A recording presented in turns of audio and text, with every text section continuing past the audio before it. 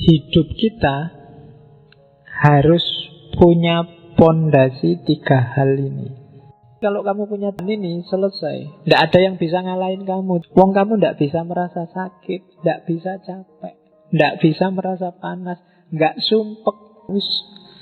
Itu selesai sudah. Orang saktinya kayak apa tidak akan bisa menaklukkanmu.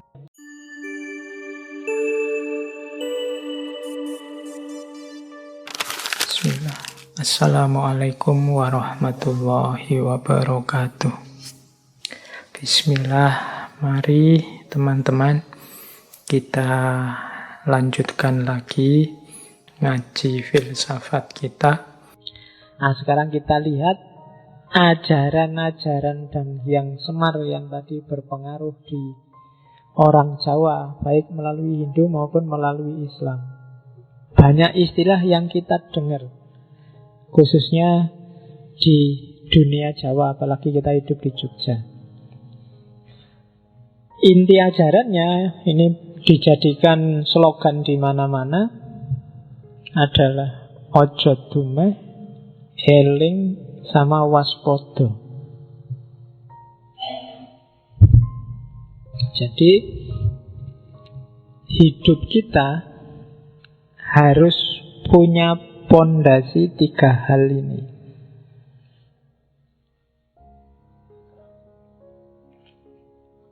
Ojo dumeh, eling sama waspodo. Ojo dumeh itu sikap mental, eling dan waspodo itu pikiran. Jadi ojo dumeh itu makna harafiahnya jangan mentang-mentang. Di level apapun, perilaku, kata-kata, ucapan, bahkan termasuk kata hati, bersitan yang muncul di hati. Jangan mentang-mentang, ojo dumeh. Mentang-mentang cakep terus gonta-ganti pacar, nah, itu ojo dumeh. Mentang-mentang pinter terus minteri kancane, itu ojo dumeh. Mentang-mentang banyak kan kamu mentang, bahkan kadang-kadang kan kamu jelek aja mentang-mentang. Ya kan, mentang-mentang jelek kayak ini kan, gitu ada kan. Oke, mentang-mentang jomblo kan ada. Banyak loh kamu mentang-mentang itu. Kamu bisa nyari contoh sendiri sebanyak mungkin. Oke kan, kadang-kadang miskin aja kan mentang-mentang. Saya miskin loh, saya ini termasuk golongan orang yang tertindas loh, saya ini mentang-mentang gitu, mentang-mentang miskin. Hati-hati, aja dumeh. Jadi yang bisa mentang-mentang itu nggak cuma yang kaya. Jadi begitu kamu larut oleh kondisimu saat ini dan kamu jadikan dia modus untuk kepentinganmu yang sementara, itu biasanya sudah dumeh.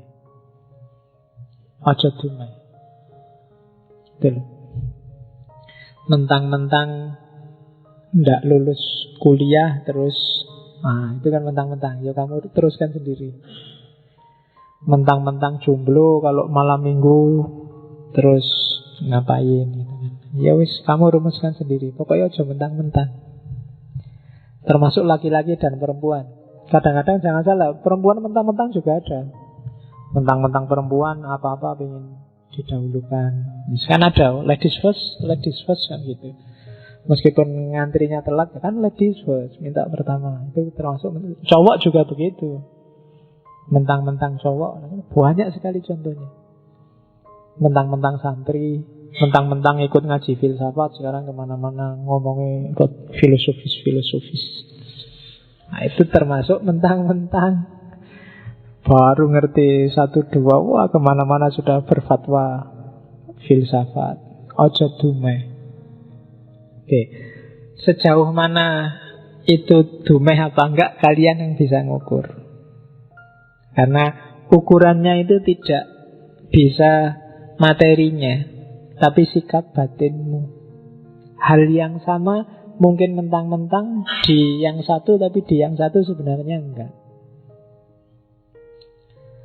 Pinjem uang misalnya, karena kamu tidak punya duit terus pinjem uang. gayamu pinjem uang, sikap batinmu pinjem uang, itu akan menunjukkan kamu mentang-mentang apa enggak. Termasuk ketika kamu ngutangi. Sikap batinmu ketika ngutangi temenmu itu bisa beda antara kamu mentang-mentang dan enggak mentang-mentang. Yang ngerti kamu sendiri. Jadi ojo dumeh. Yang kedua, gimana caranya Pak biar saya enggak dumeh? Eling. Selalu hadirkan Tuhan dalam hidupmu. Selalu hadirkan yang sejati di kepalamu. Kalau dia hadir terus, biasanya kamu terhindar dari dumeh. Lawan paling gampang dari dumeh itu ikhlas. Dan untuk bisa ikhlas, kamu harus eling. Selalu hadirkan Allah setiap mau mengambil keputusan. Selalu masukkan dia di hatimu dan di kepalamu. Itu namanya orang eling. Eling itu kalau dalam konotasi Jawa tidak sekedar kamu ingat dia ada, tapi dia berpengaruh dalam hidupmu. Misalnya kamu ingin membela agama, terus kamu mukul orang, ngeprok-ngeprok toko.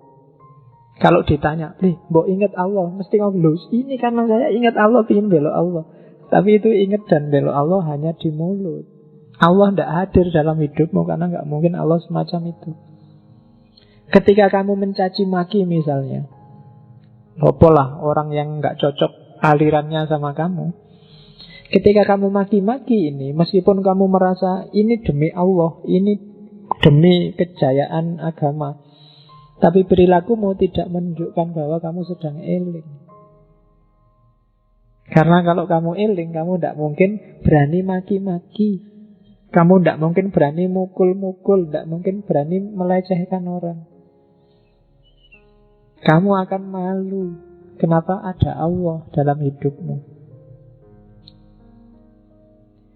Jadi itu gunanya eling. Ojo dumeh, eling. Terus yang ketiga waspodo. Waspodo itu hati-hati, tidak sembrono. Kenapa harus waspodo? Jangan-jangan yang kamu tadi eling, yang kamu lakukan tidak cocok, bikin malu kalau ketahuan sama yang kamu eling tadi. Maka hati-hati. Jadi sekali-sekali tidak sholat nggak apa-apalah, nggak ada yang cerewet ini. Tapi nggak enak ya. Katanya kan itu eling dan waspodo. Jangan-jangan hanya gara-gara salah kecil ini terus Allah tidak berkenan, terus Tuhan tersinggung, marah sama aku, susah nanti. Itu waspodo namanya. Jadi eling dan waspodo itu biasanya satu paket. Orang yang tidak waspodo biasanya gampang kehilangan elingnya. Orang yang selalu eling itu biasanya cenderung untuk waspodo. Jadi ojo dumeh, eling dan waspodo. Itu yang jadi basis ajaran. Kalau di filsafat Jawa biasanya dikonotasikan sama Semar. Oke, terus sikap mentalnya apa yang utama? Itu ada 3. Tadah, peradah, dan yang ketiga ora wegah.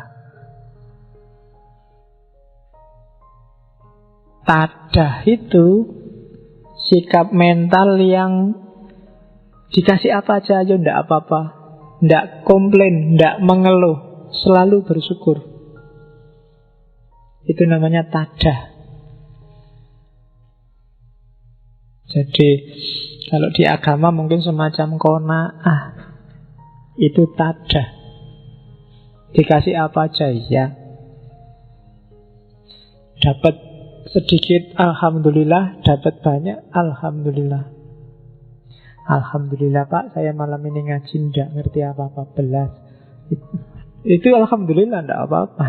Itu namanya tadah. Berarti Allah belum mengizinkan saya ngerti sesuatu. Mungkin memang belum waktunya. Alhamdulillah, itu tadah. Alhamdulillah Pak, saya sudah lulus 3 tahun yang lalu. Cuma pacar belum dapat-dapat. Tidak apa-apa, tada. Mungkin Allah belum mengizinkan aku dapat pacar. Mungkin dengan jomblo aku bisa lebih dekat sama Allah. Wow. Ya apa-apa lo kan bisa digiring ke sana. Itu tada. Terima kasih ya Allah, kamu tidak ngasih aku kesempatan untuk banyak dosa dengan jomblo misalnya. Lo itu tada namanya. Jadi tidak ada yang tidak bisa disyukuri. Bagi orang yang punya sikap mental tada. Dapat E, alhamdulillah dapat E, berarti aku harus belajar lagi. Memang aslinya aku belum ngerti apa-apa sih, kalau dikasih A malah keliru. Harusnya memang E biar tak sampai aku ngerti terus dapat A. Itu namanya tada. Kamu bisa nyari momen apapun yang paling sedih, paling tidak enak, tapi kalau sikap mentalmu tada, tidak ada yang bikin kamu sedih. Kamu akan selalu bersyukur. Alhamdulillah dikasih sakit, berarti oleh Allah disuruh istirahat. Allah berarti masih sayang, ada kesempatan ngurangi dosa. Ada banyak. Tergantung sikap mental. Tapi kalau sikap mentalmu penuntut dan pengeluh, dapat apa saja kamu akan nuntut dan ngeluh. Kamu lulus kumlot aja kan mengeluh. Buat apa Pak kumlot? Yang penting itu kan besok dapat kerja apa enggak. Apa sih gunanya kumlot? Lu kumlot itu lo mengeluh. Iya kan? Kamu sudah dapat kerja juga ngeluh. Pak kerja kayak gini hasilnya nggak seberapa Pak. Paling cukup buat makan lah. Kalau besok mau punya istri, punya anak dikasih apa Pak? Ngeluh. Lo itu sudah dapat kerja. Apalagi kalau kamu nggak dapat kerja. Yang salah bukan dapat kerja atau enggak, kumlot apa enggak, tapi sikap mentalmu yang keliru. Maka katanya Semar harus tada. Tidak ada yang enggak bisa diambil hikmahnya, tidak ada yang enggak bisa disyukuri. Itu sikap mental. Yang kedua prada. Berhadapan dengan yang atas tada, dengan horizontal, lingkungan sekelilingmu itu prada. Mentalmu adalah mental memberi. Jangan punya mental minta-minta dan mudah menerima. Kalau di agama, tangan di atas lebih baik daripada tangan di bawah. Itu prada. Memberi nggak harus uang, ngasih nggak harus sesuatu. Minggu lalu kan di Krishna itu bahkan senyum pun sedekah. Prada. Apa yang kamu punya kasih ke orang lain. Yang tehnya masih ada, sebelahnya sudah kosong gelasnya, boleh teh mas. Nah, kalau temennya nggak malu kan, ya sini tak ambilnya gitu. Nggak apa-apa, itu namanya prada. Jiwanya jiwa sosial. Jadi kalau sama Allah menadahkan tangan, sama lingkungan sekeliling ngasih. Sama Allah tangan di bawah, sama manusia yang lain tangan di atas. Jangan dibalik.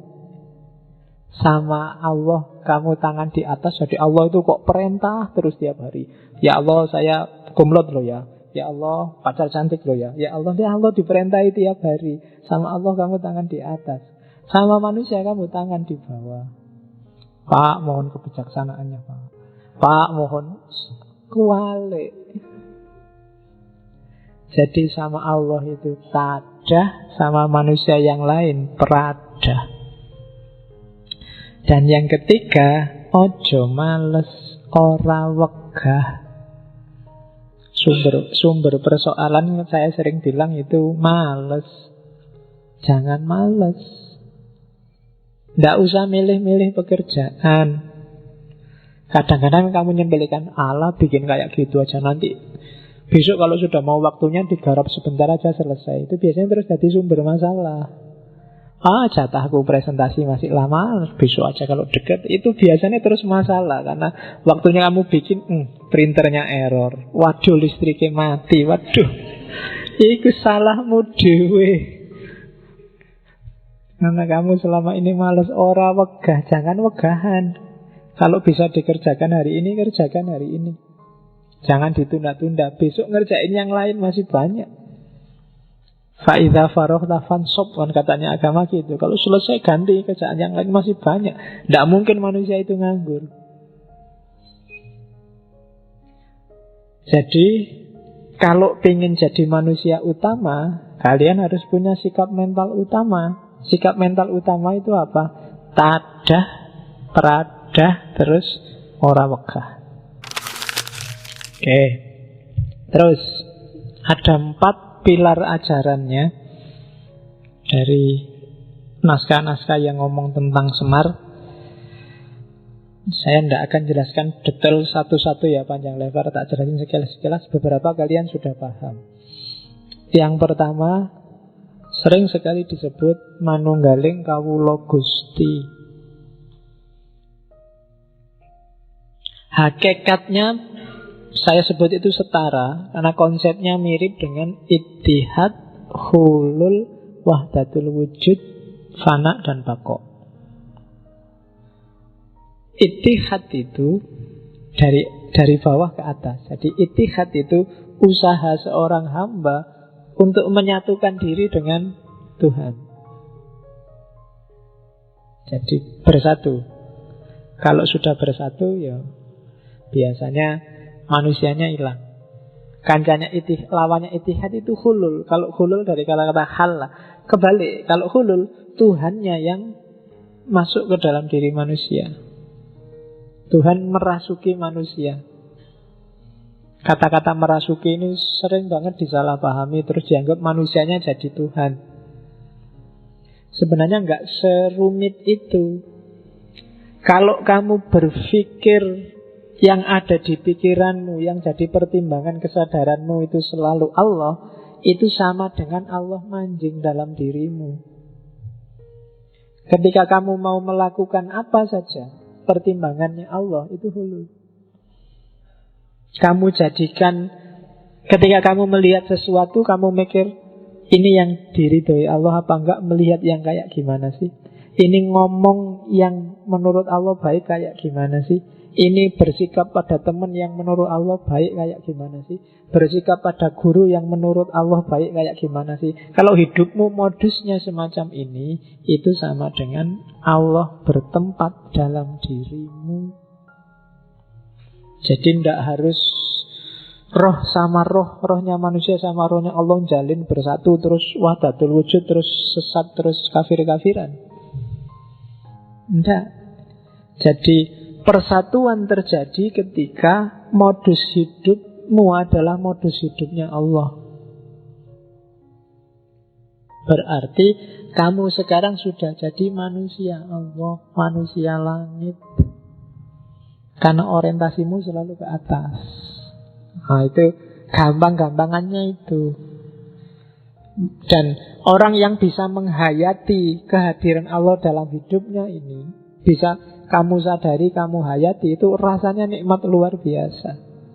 Itu yang bikin para sufi sering tidak mau kembali dari wilayah ini. Kadang-kadang terus ngomyang disebut satohat. Aku jatuh cinta sama Allah, indahnya dekat sama Allah. Karena dia merasakan sendiri Allah hadir dalam hidupnya. Oke, yang semacam itu namanya manunggaling kawula Gusti. Kita ini hamba. Manunggal dengan Tuhan kita berarti apa? Lenyapkan kepentinganmu, yang kamu bunyikan kepentingan majikanmu. Buruh itu kan, kalau mungkin kamu, pokoknya analoginya juragan sama buruh. Yang ada di pikirannya buruh itu kan selalu kepentingannya juragan.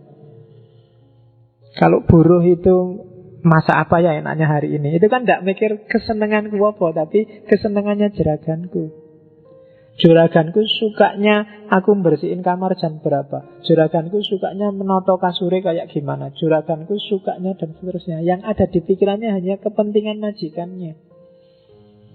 Kondisi semacam ini disebut manunggaling kawula Gusti. Jadi modenya semacam itu. Ya kalau itu kepemimpinan berarti jangan khawatir. Kalau kamu abdikan hidupmu pada Allah, sebaliknya Allah nanti yang memperhatikan hidupmu. Kamu nggak usah khawatir nanti saya makan apa, jangan-jangan kakean sholat nanti saya ndak sempat kawin, Pak. Kakean poso nanti saya ndak sempat kerja, Pak. Kalau kamu abdikan hidupmu untuk Allah, jangan khawatir, Allah yang ngopeni hidupmu. Dan level ini jalan sedalam penghayatanmu. Kalau kamu ragu-ragu, misalnya kamu hanya yakin mode ini 10%, ya Allah akan main di hidupmu 10%. Kalau kamu yakin mode ini 20%, ya mainnya Allah dalam hidupmu 20%. Kalau kamu memperhatikan kepentingannya Allah 20%, Allah memperhatikan kepentinganmu 20%. Manunggalnya semacam itu. Kalau kamu bisa 100% lebur, maka kamu jadi manusia langit, manusia Allah. Itu manunggaling kawula Gusti. Oke, itu kalau di kitab-kitab biasanya jelimet. Sebenarnya maknanya simpel. Pakai analogi tadi, juragan sama pembantu. Terus pilar yang kedua. Jadi ajaran yang pertama ngajarin kita bahwa persembahkan hidupmu secara total hanya untuk Allah. Manunggalkan hidupmu dengan Allah. Itu manunggaling kawula Gusti. Inna sholati wa nusuki wa mahyaya wa mamati lillahi rabbil alamin. Persembahkan hidupmu, ibadahmu, hidup matimu hanya untuk Allah. Oke, yang kedua, jadi hiduplah dengan kesadaran manunggaling kawula Gusti. Kesadaran bahwa semua makom hidupmu itu adalah ibadah karena kamu sedang manunggal dengan Tuhan. Bahkan ada cerita Semar itu 100% hidupnya adalah sembahyang. Itu manifestasi dari inna sholati tadi. Jadi sembahyang yang sholat itu tidak cuma di masjid kayak gini.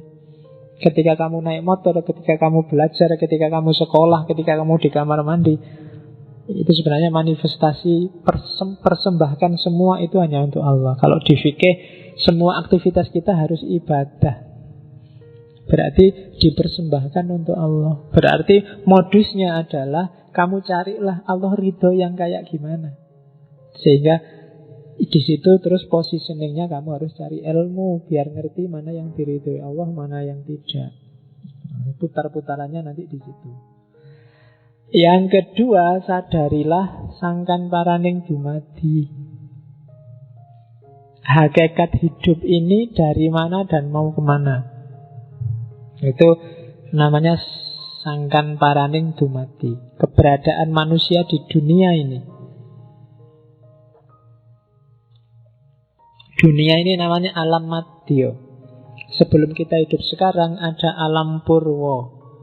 Hidup yang akan datang namanya alam wusono. Jadi roh kita itu sebenarnya menempuh perjalanan yang sangat panjang. Hari ini kita ada di level perjalanan fase tengah-tengah. Karena sebelumnya ada, sesudah nanti ada. Maka di Jawa dikenal urip iku koyok wong mampir ngombe. Sekedar mampir sebentar terus melanjutkan perjalanan lagi. Jadi kayak kalian pulang kampung di tengah jalan mampir di warung. Nah itulah dunia. Jadi berarti dunia ini bukan asalmu juga bukan tujuanmu. Jangan sampai kamu menjadikan dunia saat ini sebagai tujuan. Karena begitu kamu jadikan tujuan, kamu sedang keluar dari jalur sangkan paraning dumadi. Inna lillahi wa inna ilaihi roji'un. Itu kan dari Allah dan untuk Allah. Kita akan kembali ke sana. Jadi modelnya melingkar. Itu yang disebut sangkan paraning dumadi. Kita dari Allah dan akan kembali ke Allah. Jangan sampai kita nyeleweng, kita ngambil jalur yang nanti tidak nyampe ke sana. Jadi perjalanan kita menuju ke sana hanya mampir ngombe, minum sebentar terus melanjutkan perjalanan lagi. Maka jangan terlalu diambil hati dunia ini. Katanya orang-orang kejawen, ya dunia biarkan jalan apa adanya, ambil secukupnya untuk bekalmu. Karena perjalanan masih jauh. Kalau terlalu kamu ambil hati, ya bisa-bisa hatimu tertambat di dunia ini, padahal perjalananmu masih panjang. Ketika hatimu tertambat oleh dunia, kalau bahasanya filsafat Islam, nafasmu tidak bisa mutmainnah. Padahal hanya nafsul mutmainnah yang bisa irji'i ila rabbiki. Jadi itu teori sangkan paraning dumati. Oke, saya agak cepet-cepet ya nanti biar kena semua. Oke, terus ya nanti yang nggak terlalu paham diulang lagi rekamannya. Nah ini ilmu yang tidak bisa dikejar hanya pakai akal, harus dihayati. Jadi dokumen yang tidak cukup dipahami, tapi harus direnungkan. Paham gampang, di atas paham kamu harus bisa merenungkan. Setelah kepegang, direnungkan itu berarti dicari relevansimu dengan kehidupanmu sehari-hari. Kalau sudah ketemu hasil renungan, jalankan, implementasikan, lakukan itu. Dari situ kamu akan ketemu kemuliaan, pencerahan. Sama kayak Al-Quran.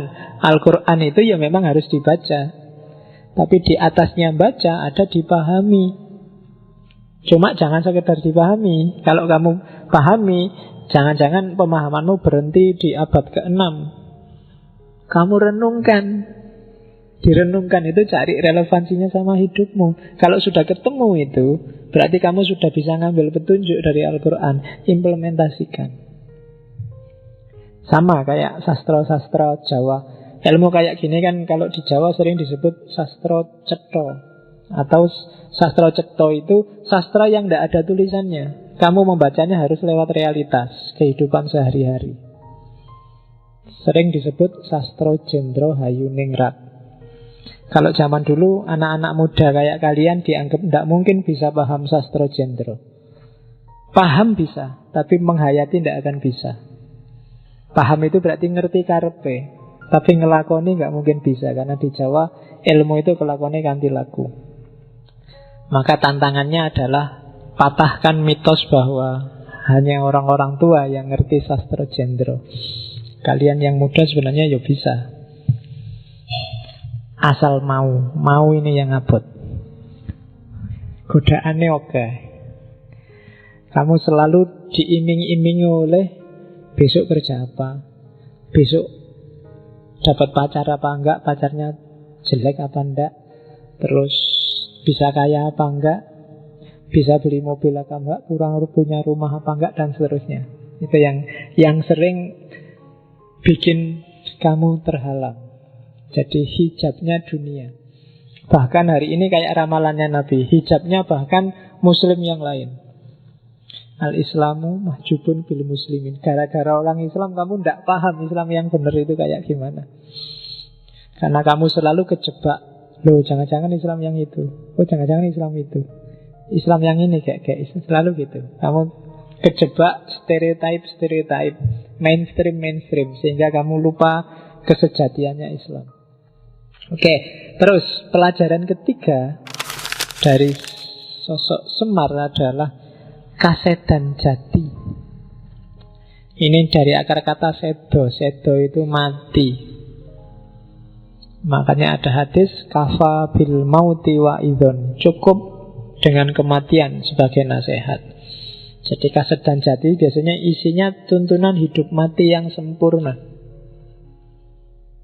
Konsep kalau di sufi kasedan jati itu setara dengan fana fillah. Fana fillah itu lenyapkan egomu, ganti dengan Allah. Lenyapkan dirimu, ganti dengan Allah. Lenyapkan keinginanmu, ganti dengan keinginannya Allah. Nah itu fana fillah. Kalau orang Jawa untuk mencapai fana fillah itu tidak sekedar jangan melakukan perbuatan jelek, perbuatan berdosa, tapi juga jangan melakukan perbuatan yang tidak pantas. Namanya perbuatan ora ilok, atau perbuatan yang akibatnya negatif. Kadang disebut kualat. Jadi tidak pantas itu tidak ilok. Misalnya kalau sama orang tua ngomongnya harus sopan lo ya, seperti apapun kondisi orang tua, sesalah apapun mungkin orang tua, ndak ilok kalau ngomong nggak sopan. Nggak ilok itu ndak pantas. Jadi levelnya lebih tinggi daripada baik buruk atau benar salah. Namanya ndak ilok. Ada lagi kualat. Jadi kualat itu kalau di Hindu bisa kamu sandingkan sama hukum karma. Hati-hati, mungkin ndak haram, mungkin boleh saja sama masyarakat. Tapi kalau menyakiti orang, nyusahi orang, jangan-jangan nanti balik lagi kualat. Mungkin benar kamu menyesatkan, mengkafirkan dia. Cuma kalau dia hatinya sakit, dan sakit hatinya itu berdampak negatif, balik pada kamu yang menyakiti. Karena dosanya orang tersakiti kan makbul. Jangan-jangan kamu kualat. Itu semesta kosmologisnya Jawa kenal terminologi ora ilok sama kualat. Jangan ya meskipun segitu ya jangan segitunya lah. Ngono ya ngono ning ya aja ngono. Islam ya Islam ning ya jangan segitunya. Nah itu kenapa khawatir kualat. Kualat itu jangan-jangan balik ke dirimu sendiri. Yang ngeritik jangan sampai segitunya lah. Jangan-jangan kamu nanti kena masalah yang sama. Itu namanya kualat kalau di Jawa. Dan ini agak susah dicari bahasa Indonesianya kualat itu apa, agak susah.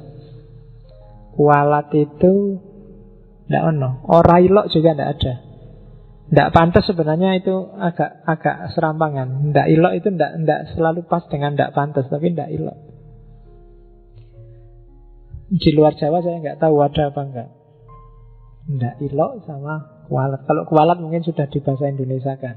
Tapi sebenarnya konsepnya mungkin agak jejer sama kalau di Hindu ada karma, buah perbuatan. Yang keempat, memayu hayuning bawono. Istilah yang paling sering kamu dengar hari-hari ini dari Sultan Hamengkubuwono. Buwono apa bawono kan gitu terus kamu gegeran. Di nas-nas Jawa itu memayu hayuning bawono. Jadi memayu hayuning bawono itu memperindah keindahan dunia. Itu kan agak unik terminologinya. Lah sudah indah kok diperindah lagi. Maksudnya apa? Memberi makna hidup.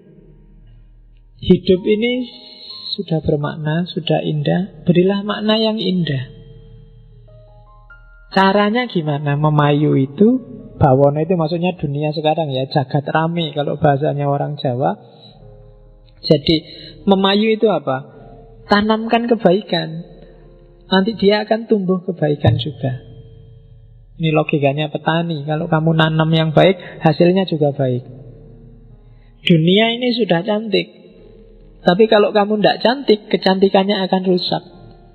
Maka percantiklah dunia yang sudah cantik ini. Caranya apa? Berbuatlah baik.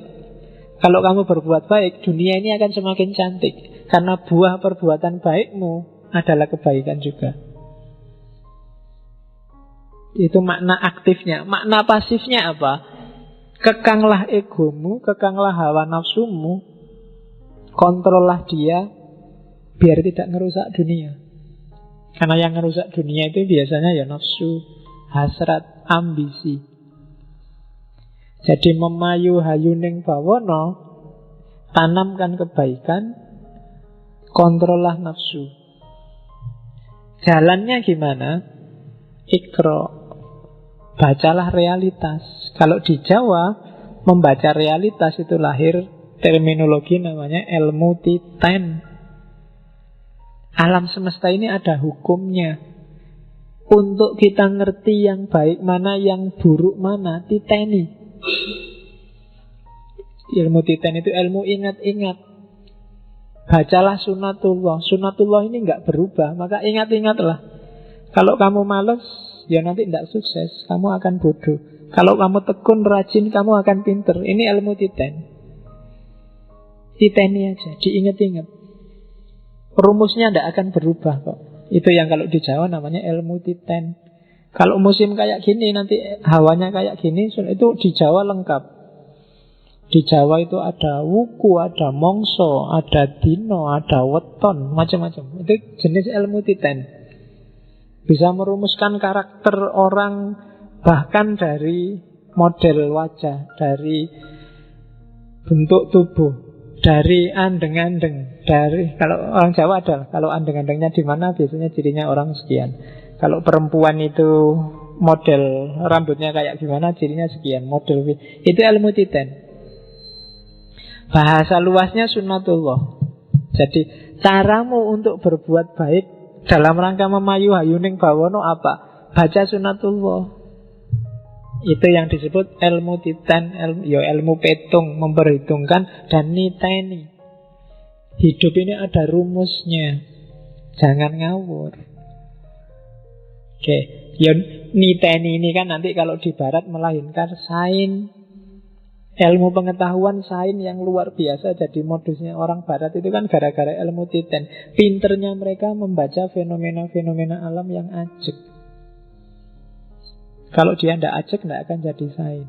Karena dia ajek terus dititeni dan dirumuskan, lahirlah sains. Itu yang disebut memayu hayuning bawono. Oke, pacarmu sudah nelpon, dimarahi aku nanti. Sarap jam 10 Sudah ditunggu sejak tadi. Oke, terus sedikit 10 menit ya tak jelasin. Ini agak rumit. Detik-detik terakhir harus lebih konsentrasi, agak jelimet. Ketuhanan. Ini ajarannya Dang Hyang Semar. Jadi ini yang saya sebut Jawa kuno, Jawa pra Hindu. Yang pertama, konsep ketuhanannya Jawa itu sebenarnya sangat monoteis dan sangat sufistik mistik. Jadi katanya agama pra-Hindu itu biasanya Tuhannya namanya Sang Hyang Toyo. Karena Tuhannya namanya Sang Hyang Toyo, kadang-kadang agama ini disebut agama Kapitayan. Apa sih toyo? Toyo itu artinya suwung, awang-uwung. Jadi suwung itu tidak bisa dijelaskan, tidak ada apa-apanya.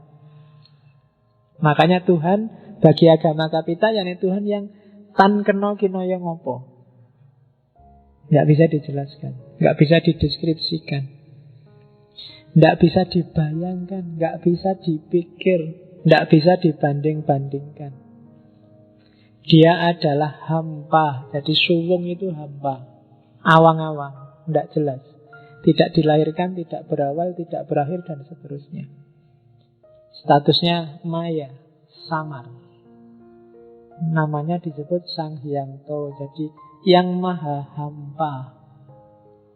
Maka agamanya disebut Kapitayan. Cuma nanti dalam perkembangannya Tuhan yang maha hampa ini dia mempribadi, memanifestasikan diri dalam nama dan sifat yang terkenal nanti dua. Contohnya kayak gini loh. Aku ini manusia, hakikatnya manusia. Tapi hari ini ketika di sini aku mempribadikan diri, representasikan diri sebagai seorang yang ngajar, sebagai dosen, sebagai guru. Tapi nanti di rumah, di depan anakku, aku mempresentasikan diri sebagai bapak. Tapi hakikatnya tetap manusia. Nah, Sang Hyang Toyo ini, yang maha hampa ini juga begitu. Di hadapan manusia, dia menampilkan dirinya. Karena kalau enggak, dia tidak akan dikenal. Kayak hadisnya Sufi itu loh. Kuntu kanzan mahfiyan fa'ahbabtu an u'rofa fakholaktul holko fabi arofuni. Jadi aku itu khazanah tersembunyi, cuma aku ingin dikenal, maka aku ciptakan makhluk. Dan lewat makhluk itulah kemudian mereka akan kenal aku. Jadi Allah sendiri yang memperkenalkan dirinya. Karena kalau Allah nggak memperkenalkan dirinya, orang nggak akan kenal dia. Kalau di Al-Quran kan dikenal Asma'ul Husna. Asma'ul Husna itu kan ketika Allah memperkenalkan dirinya. Nama kamu sebut terus nama-namanya. Nah, Sang Hyang Toyo ini juga begitu. Cuma yang dikenal dia jadi mempribadi. Mempribadi itu kayak tadi ya, memanifestasikan diri. Manifestasinya Sang Hyang Toyo itu namanya tu atau to. Bandingkan dengan filsafat timurnya Cina yang kenal dengan Tao. Jadi ketika Tuhan mempribadi, itu namanya tu. Ada tu yang baik, ada tu yang tidak baik. Jadi kalau gambarannya biasanya di naskahnya kayak telapak tangan. Ada punggung tangan, ada telapak tangan. Alam ini kan kualitasnya dua. Ada yang baik, ada yang buruk. Yang baik itulah nanti lahir istilah Tuhan. Kebalikannya, kalau ada yang jelek, yang jahat, Tuhannya dibalik jadi hantu. Ya, jadi sifat tidak baik. Hantu itu manifestasi. Ya sekarang kamu hantu kan konotasinya jadi wong mati. Bukan itu. Jadi hantu itu Sang Hyang Manik Moyo itu permata yang hayalan. Tapi ada orang lewat hantu untuk ketemu Tuhan, ada. Karena memang dia juga salah satu manifestasinya Tuhan. Makanya hampir semua simbol mistik Jawa itu kebanyakan pakai istilah tugu, tumbal, tumbak, apalagi cari istilah tumpeng. Itu kan bisa dimaknai sakral semua yang ada tunya. Tunggul, banyak tunya. Oke ya. Nah, ada orang yang bisa langsung ketemu Sang Hyang Toyo. Mungkin karena kepribadiannya kuat, daya jelajah hikmahnya luar biasa. Para sufi misalnya, dia langsung ketemu Sang Hyang Toyo. Cuma ada yang tidak nyampe pikirannya. Dia butuh jembatan. Jembatan sifat-sifatnya tadi, manifestasinya Tuhan. Ya yang level Sang Hyang Manik Moyo tadi. Nah, yang langsung ke Tuhan itu nanti kalau di agama namanya monoteis. Langsung ke Tuhan, langsung ke Sang Hyang Toyo. Tapi ada juga yang harus lewat banyak media, namanya politeis. Ini yang bikin saya bilang tadi, kenapa Jawa itu agama kapitayan sangat adaptif. Hindu masuk, ya wis Hindu tidak apa-apa. Islam masuk, ya Islam. Kristen masuk, Islam. Karena bagi mereka Hindu, Islam, Kristen itu simbol yang tadi. Itu hanya salah satu dari banyak manifestasi ketuhanan. Banyak nama-nama ketuhanan, sifat-sifat Tuhan yang memanifestasikan diri. Hakikatnya semua sama, Sang Hyang Toyo. Di Arab dia turun dan dipahami orang sana, dan lahirlah versi Islam. Mungkin juga lahir versi Kristen. Di India dia turun, dipahami orang Arya di sana, lahirlah versi Hindu. Dan di mata mereka macam-macam, itu kan namanya politeis. Macam-macam orang dipahami, tapi hakikatnya satu, Sang Hyang Toyo. Maka kamu mau jadi Hindu, mau jadi Islam, jadi Kristen, monggo. Asal kamu sadar bahwa semua itu hanya label dan nama manifestasi. Bukan salah, tapi itu manifestasi ketuhanan. Tuhannya yang sejati itu Tuhan Toyo, yang hampa, yang awang-upung. Jadi jangan berhenti di label, jangan berhenti di sifat. Kamu harus kenal ke zat. Selama kamu masih berhenti di sifat, karakternya masih politeis, masih macam-macam. Makanya kamu kan kadang bingung, Islam itu wakeh men sing bener iki Syafi'i, Asy'ari, Hambali, Sunni, Syiah apa sing ndi? Karena kita ada di level sifat. Kita belum masuk ke level zat. Dan agama kapitayan sudah menjelaskan jauh sejak awal bahwa tidak apa-apa, ada macam-macam. Karena kalau nggak ada macam-macam, kalau hanya suwung, orang susah kenal Tuhan. Maka ada manifestasi, tapi jangan berhenti di manifestasi. Oke. Nah, nanti ada istilah tuah dan tulah. Tuah itu kan tadi ada manifestasi kebaikan, ada manifestasi kejelekan, kejahatan. Karena dunia ada dua dimensi. Mereka yang dapat kekuatan dari manifestasi-manifestasi yang baik, kekuatan ini namanya tuah. Mereka yang dapat kekuatan dari manifestasi-manifestasi yang negatif, kekuatan ini namanya tulah. Dan manusia yang bisa jadi pimpinan, apakah itu raja, apakah itu ulama, dia harus, kalau tidak punya tuah, ya punya tulah. Harus punya kekuatan ketuhanan. Apakah kekuatan itu melalui tuah, melalui jalur kebaikan, ataukah melalui tulah, jalur negatif. Tapi biasanya dari situlah nanti dikenal istilah itu tuwo, termasuk apalagi tuwo itu kan kalau di Jawa orang tua. Orang tua itu tidak semata-mata orang umurnya banyak, tapi orang yang sudah punya tuah.